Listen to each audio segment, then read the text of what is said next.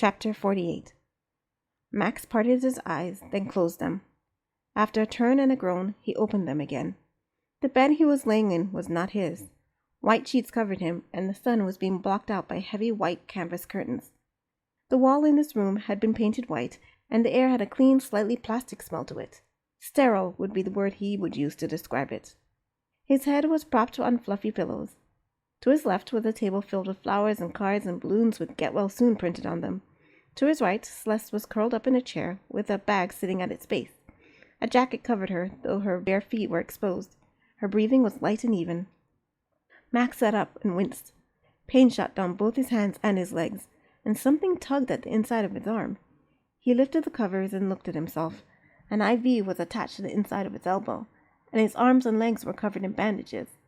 On his chest were sensors monitoring his vitals. With a soft murmur, Celeste stirred. When she turned to him, her eyes widened. "Max, you're awake!" "What happened to me?" Max cleared his throat.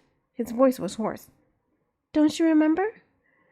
Max glared at her. "Would I ask if I did?" "Sorry." Celeste tucked the sheets around him. "Well?" "Max, I'm so sorry. I didn't mean to let that wolf into your lab. He forced me to. He did. He had a knife and—" "Celeste, don't worry about that." Max laid his head back on the pillows. "The minute I saw JR, I put together what happened. He's an unstoppable force. He would have killed you if you didn't do what he said." "If I had known what would happen, that he would steal your silver fox, I would have let him stab me right there in the medical ward." "I'm glad you didn't." Max rubbed his sore legs. "I'd rather have you alive. You're more useful to me than the silver fox was." Celeste's ears stood up. I am?" Max threw the sheets off him again. "Why are my legs sore?" "The doctors say when you get electrocuted, the electricity has to travel through your body and exit somewhere. It exited through your legs, apparently." "Electrocuted?" Max searched his mind. He had no memory of it. "The silver fox did it." Celeste bared her teeth. "The next time I see her, I'll wring her neck myself." Her fingers curled as if she was choking the life out of her right then. Max raised his eyebrows as he watched her. Celeste had a dark streak he hadn't known about. As he watched her, he had the vague impression of her mouth on his. Did she kiss him? But no. She said he had been electrocuted. Then she must have been reviving him, which meant... "Celeste." He turned to her with wide eyes. You saved my life, didn't you?" Celeste's ears stood straight up. She averted her eyes, lowering her ears, and nodded. Max let his ears ankle backwards. "And are you regretting that decision?" "Of course not. It's just..." Celeste lowered her head. "If it wasn't for me, you wouldn't have been in that situation." "And if it wasn't for you, I wouldn't have known the silver fox was in that town. And I wouldn't have gotten my disc." Max patted her hand. "You're the best business decision I ever made, Celeste." Celeste gazed at him. Her lips widened in a smile.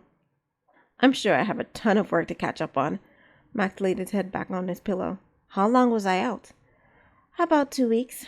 The doctors had you under an induced coma thingamajig." Max set his feet on the floor. "I've got to get back to work." Celeste caught his arm. "You can't, Max. The doctors say you have to rest. They say they'd have to sedate you again if you don't." "I'd like to see them try." Celeste held him fast. "Max, stop. If you don't, I will make you." Max nearly burst into laughter, but the look in her eyes stopped him cold. He had no doubt she'd find a way to subdue him, probably drug him in his sleep. He snatched his arm away from her. "How do you expect this business to run if I'm in the hospital?" "I've been taking care of things." Celeste rubbed the back of her neck. "Though not very well, I'm afraid. Everything's a mess. Jordan constantly argues with me. Janae is constantly undermining me, and the two of them are always trying to force Tess to tell him what's going on in the laboratories. It's been a nightmare keeping everything running.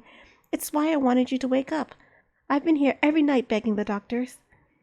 "Perhaps it's a good thing all this happened. I think everyone could do with some restructuring." Max set his teeth and yanked the IV out of his arm. Celeste hopped to her feet. "Max, you can't." Max held up his hand to stop her. "I won't overexert myself. If you let me leave, I'll let you handle most of it while I'll heal. Deal?" "Will they just let you get up and walk out?" Celeste said in a more mellow tone. She helped him to his feet. "It doesn't matter, 'cause I am." Max felt a cold breeze brush past his tail. His hospital gown left his backside exposed. "Can you get me some clothes, Celeste?" Here. Celeste held up a bag at the base of the chair. I was hoping they'd let you go today. Max took the bag and headed to the bathroom. He had been right to trust her. She was already anticipating his every need, but there was one more thing to take care of. She deserved it after all she'd done. By the way, Celeste, Max paused at the bathroom door. Yes, Max? Do you want to know the combination to my vault?